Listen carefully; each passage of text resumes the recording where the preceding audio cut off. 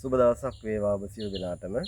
ඉතින් අදත් අපි සුපුරුදු ලෙසින් ඔබට විවිධ ගස් වර්ග, ඖෂධ වර්ග හඳුන්වා දෙන ගමන් මගේදී අපේ ග්‍රාම්‍ය පරිසරය තුළ අපිට දකින්න ලැබෙන සහ අපි කුඩා කාලයේ එදිනෙදා පාවිච්චි කරපු සෙල්ලම් කරන අවස්ථාවලදී දැකපු වටිනා ගහක් අපිට දැක ගන්න ලැබුණා.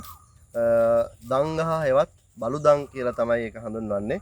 මේ මා පිටුපසින් තියෙන්නේ ශාකේ ඊටාම හොඳට වර්ධනය වෙච්ච සහ පළදාව හොඳට හැදිච්ච ගහක් තමයි මේ තියෙන්නේ.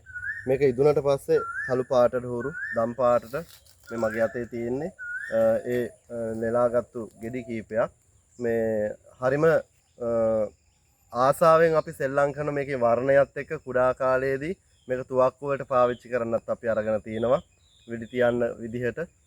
ඉතින් මේක බලුදන් කියලා විශේෂයෙන්ම මේ ජලය ආශ්‍රිතව තමයි බොහෝ සෙයින්ම මේ ගස් හැදෙන්නේ. ඒ වගේම වර්තමානයේ අපි දැකලා තියෙනවා මේවනම් අලංකරණය පිණිසත්, ගෙවතු අලංකරණය පිණිසත් මේකේ තියෙන මේ ගෙඩි වල තිබෙන ලස්සනට මේ වර්ණවත් බව නිසාම අලංකරණය පිණිසත් වවලා තියෙන කොහොමුණත් හරි වටිනා ශාකයක් ඖෂධීය වශයෙන්ුත් ඒ වගේම අපි කුඩා කාලයේ සෙල්ලම් කරපු අතීතයට අපේ මතකයන් අතීතයට යන සොඳුරු ගහක් තමයි සුන්දර ශාකයක් තමයි මේ බලුදන් ගහ කියලා ඔබට හඳුන්වා දෙන්න පුළුවන්කම තියෙනවා. ඔබට මම මේ අවස්ථාවේදී මේ බලුදන් එහෙම නැත්නම් මේ කුඩා දන් ගහ පිළිබඳව හඳුන්වා දුන්න විස්තර ටිකක් කරා පැහැදිලි කළා. දැන් මම සූදානම් වෙන්නේ මේ බලුදන් වල එහෙම නැත්නම් මේ පොඩි දන් වල තියෙන ගුණාත්මක භාවය විටමින් පිළිබඳව ඒ විටමිනය පිළිබඳව වටිනාකම ඔබට පහදා දෙන්නටයි. ඒ අනුව විශේෂයෙන්ම විටමින් C ප්‍රතිශක්තිකරණ පද්ධතිය ශක්තිමත් කරන්න, ඒ වගේම සමේ පැහැපත් බවට වගේම තුවාල ඉක්මනින් සුව කරගන්න උපකාරී වන දෙයක් හැටියට තමයි සඳහන් කරන්න පුළුවන්කම තියෙන. විශේෂයෙන්ම මේ දන් වල තියෙන පුංචි මේ ඇඹුල් රසයකට හුරු රසයක් තමයි අපිට මේ දැනෙන්නේ දිවට රසකට. ඒ ඇඹුල් රසය ප්‍රධාන හේතුව තමයි මේකේ විටමින් C අන්තර්ගත වෙලා තියෙන නිසා තමයි ඇඹුල් රස ආම්ලික භාවය ඒ තාත්වය අපිට දැනෙන්නේ. ඒ වගේම විටමින් A ඇස්වල පෙනීම වර්ධනය කරගන්න, ශරීරයේ සේලයට සිදුවෙන හානි වළක්වා ගන්න, සෛලවලට සිදුවෙන හානි වළක්වා ගන්න උපකාරී වෙන පෝෂක පදාර්ථයක් තමයි විටමින් A කියලා කියන්නේ. ඒ වගේම විටමින් B විශේෂයෙන්ම ශරීර ශක්තිය ලබා දෙන්න, ස්නායු පද්ධතිය නිසි ක්‍රියාකාරීත්වයටත් දායකත්වය වෙන බව සඳහන් කරන්නට තවදුරටත් පුළුවන්කම තියෙනවා.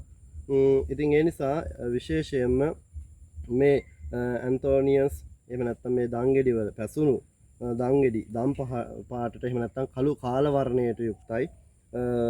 ඒ වගේම එහෙම ඒ වර්ණය තුලින් ප්‍රතිඔක්සිකාරකය ශරීරයේ ලෙඩ රෝග ඇතිවීම පාලනය කරගන්නට උපකාරී වෙන බව සඳහන් කරන්නට පුළුවන්. තවදුරටත් සඳහන් කරනවා නම් khනිජ ලවණ, යකඩ, කැල්සියම් ක්‍රීඩා ප්‍රමාණ වලින් අඩංගු වන බැවින් ලේ වර්ධනයටත් ආස්ති එහෙම නැත්නම් ඇටකටු වල වර්ධනය කිරීමටත් බොහෝ සෙයින්ම උපකාරී වෙන බව තමයි මේ විටමින් පිළිබඳව මේ දන් එහෙම නැත්නම් බලුදන් පිළිබඳව ඔබට හඳුන්වා දෙන්නට පුළුවන්කම ලැබෙන්නේ.